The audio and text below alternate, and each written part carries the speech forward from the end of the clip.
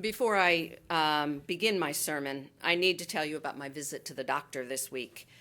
I was talking with my therapist about the accident and mentioned I was having difficulty saying the word accident, always substituting operation.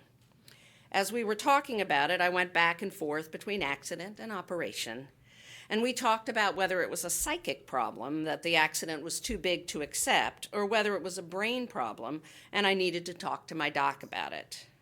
So I made a date with my primary care physician, who is worried about it. And after listening to me as I described what happened, both the events and my speech patterns, she talked about how concussions are easily brushed away, but that they are, in fact, traumatic brain injury, which allows them to be taken a bit more seriously. I can tell you that I hear small concussion and traumatic brain injury quite differently. I'm a person who lives by her wits. It's terrifying. She thought that the operation accident issue could be either, and that my therapist would work on that one with me, and following her directions would work on the other. So here's the deal.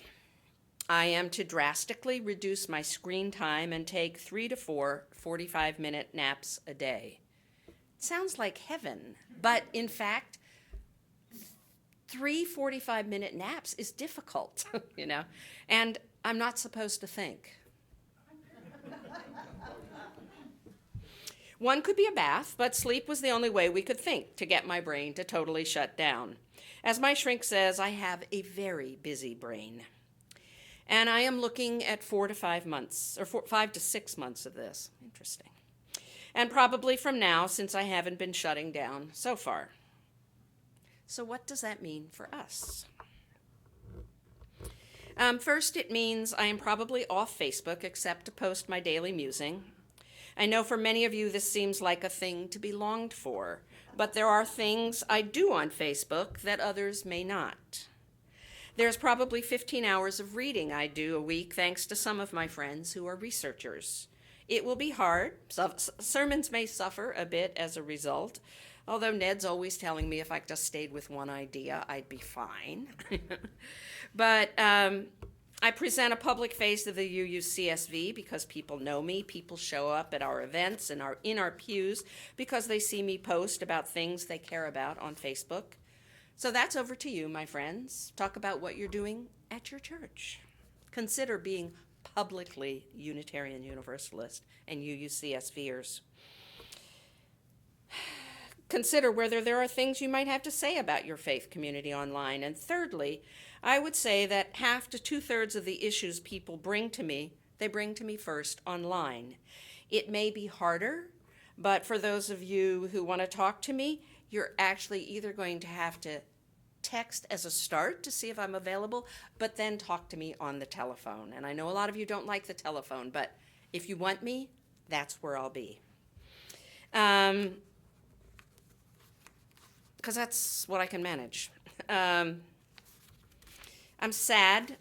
I don't get to sing unless I absolutely know something because my eyes can't move between the words and the notes very easily. That's too much back and forth. But so I shut down all my extracurricular stuff. Don't accept any new speaking engagements, she said. Oh, like the one tomorrow? Yeah.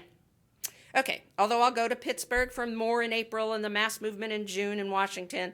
No, I'll talk more about them later in the year. And boy, if we get accepted to go to GA, this brain, as it is going.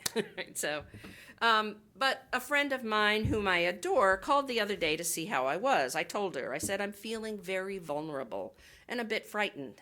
She thought it might be a good opportunity for me to explore the feeling of vulnerability. Well, I reminded her I was just in a pile of 58 vehicles. I lived, others didn't.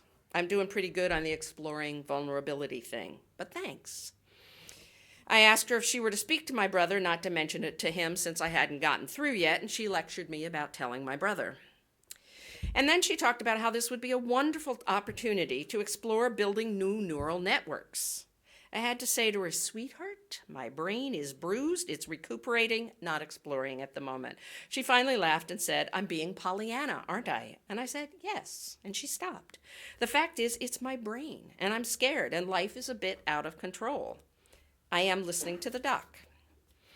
Scott very kindly offered to take a sermon if I needed. I said I thought I would just write 3/4 of my sermon and then throw it out to somebody in the pews to finish it up when I got befuddled. So be prepared. I said, or we could start a reverse Jeopardy, and you could offer to pay for a certain number of ceiling tiles or something to figure out what paragraph it was that I was about to drop. And so, Alex, I'll give you 3 tiles for peace.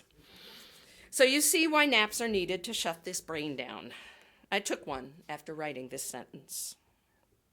But really, it scares me. And thank you so much for your generosity and support.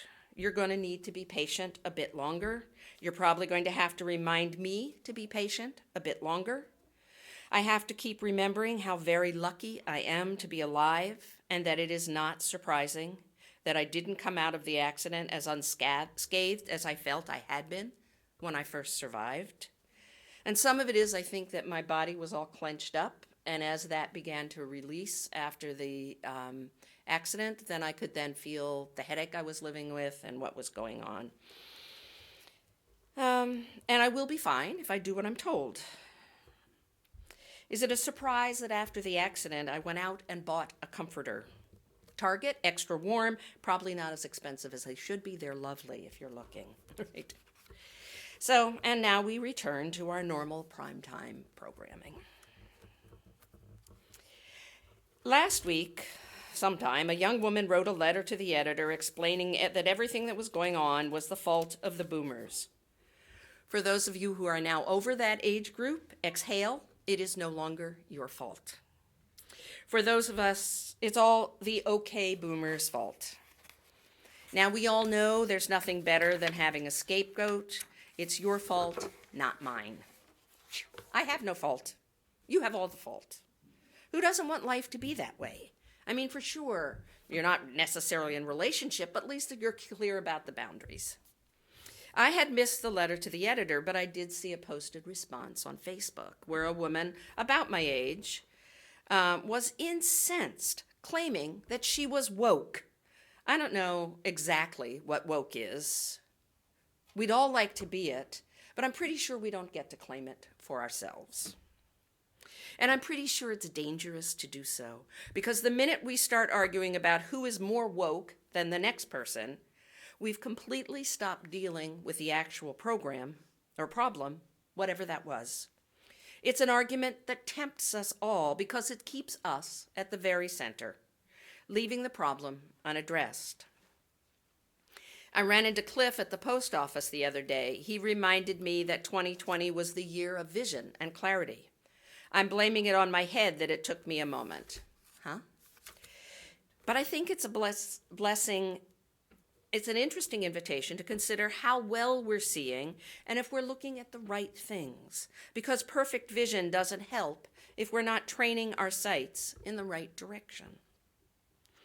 There's a painful reminder of that right now, and I hadn't really thought about it when we talked about Nancy Grace, but there's a proposal for a new 30-meter telescope to be built at Mauna Kea.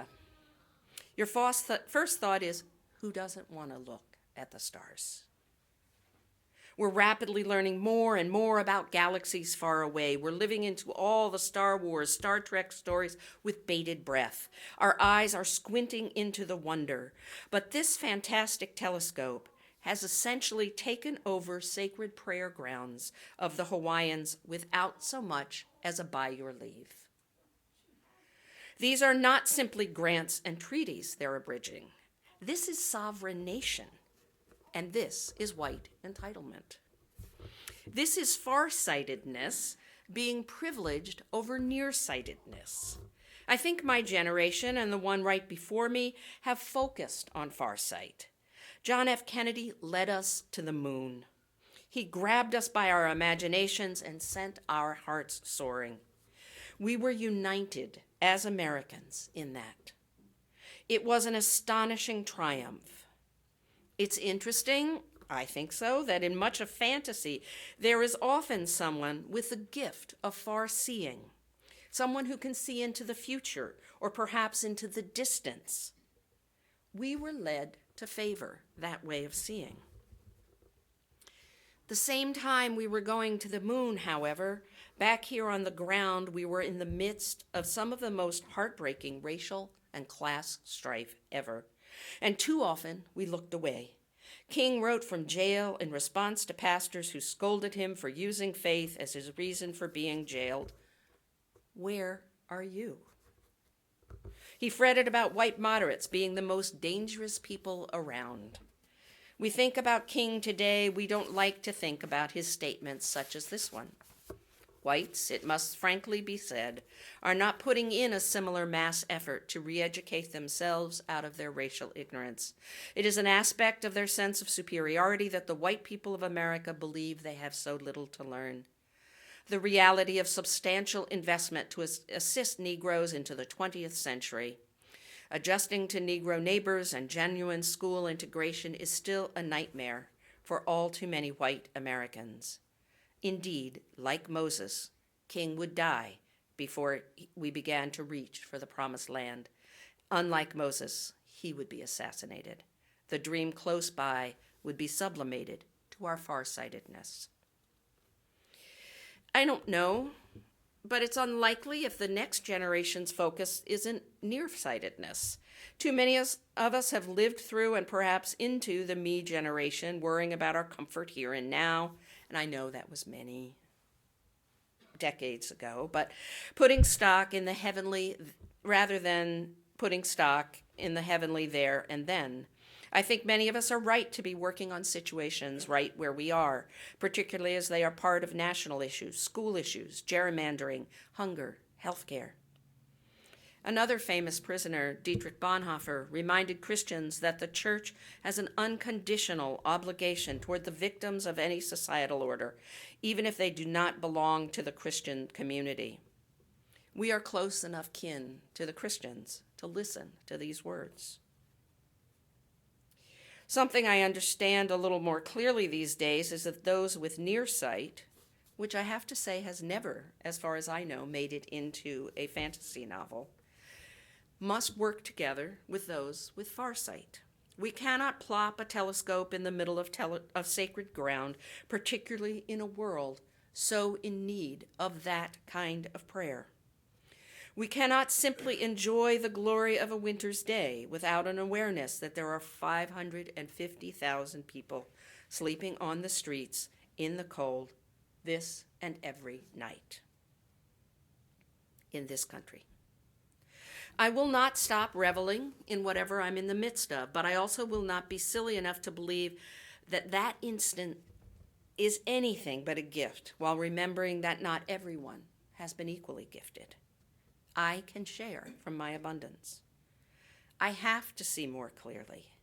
I have to look around more, and I also have to look around differently, so that I might see the ones who see differently than I, so that we might look together.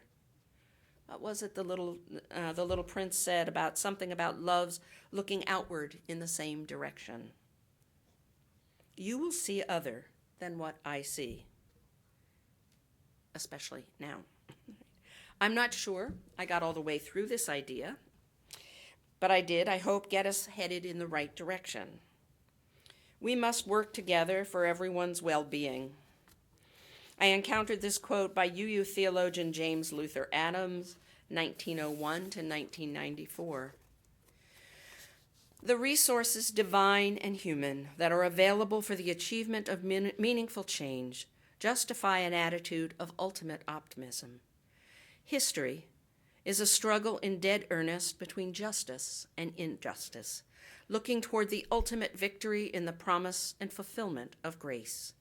Anyone who does not enter into that struggle with the affirmation of love and beauty misses the mark and thwarts creation, as well as self-creation.